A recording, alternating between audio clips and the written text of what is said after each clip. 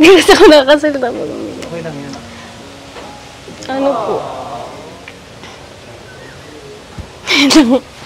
Ano po kasi, sobrang trauma na po kasi ako kay mama tas kay kuya. Hello mga kalingap! Welcome to my YouTube channel. Bago po ang lahat ay huwag po nating kalimutang mag-like and share at i-click ang notification bell para lagi kayong updated sa aking mga bagong video.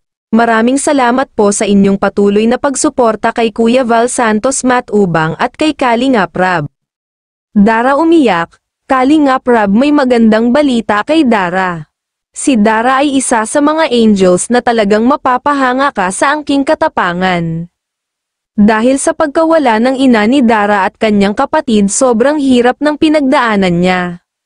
Sa murang edad niya ay naulila na siya sa ina, mula nang mawala ang nanay ni Dara ay natutunan na niyang mabuhay mag-isa kasama ang kapatid na si Bea. Dahil nasa malayo ang kanyang ama ay at ang mga kapatid niya ay may mga pamilya na nabuhay sila ni Bea na mag-isa, nung makita siya ni Kalingap Rab ay maliit lang bahay nila at butas-butas pa.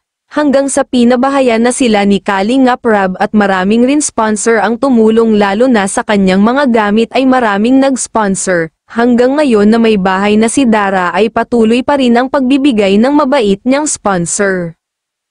Gaya ng sinabi ko sa'yo, Dara, meron kaming good news sa'yo, ano? Alam mo na ba yun? Di pa? Di pa? So, ang good news ko sa'yo, yun ay pinabot sa atin ni Kuya David Vlogs. Mula kay, sino nga? Tita from USA. Yun. Thank you po, tita. Tita from USA dahil nagpadala siya sa atin ng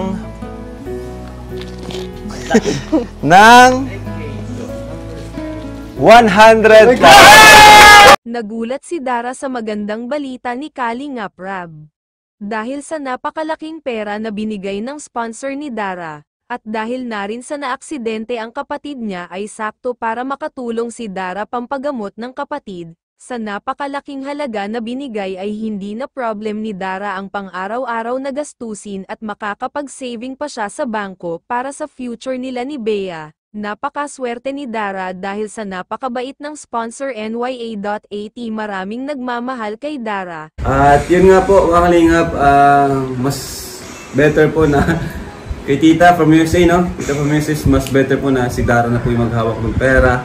Kasi mas, alam niya yung pangailangan. At alam ko naman, may tiwala naman ako dito kay Dara. Diba? So ito Dara, yung 100,000. Hanggang dito na lang po at maraming salamat po sa panonood mga kalingap.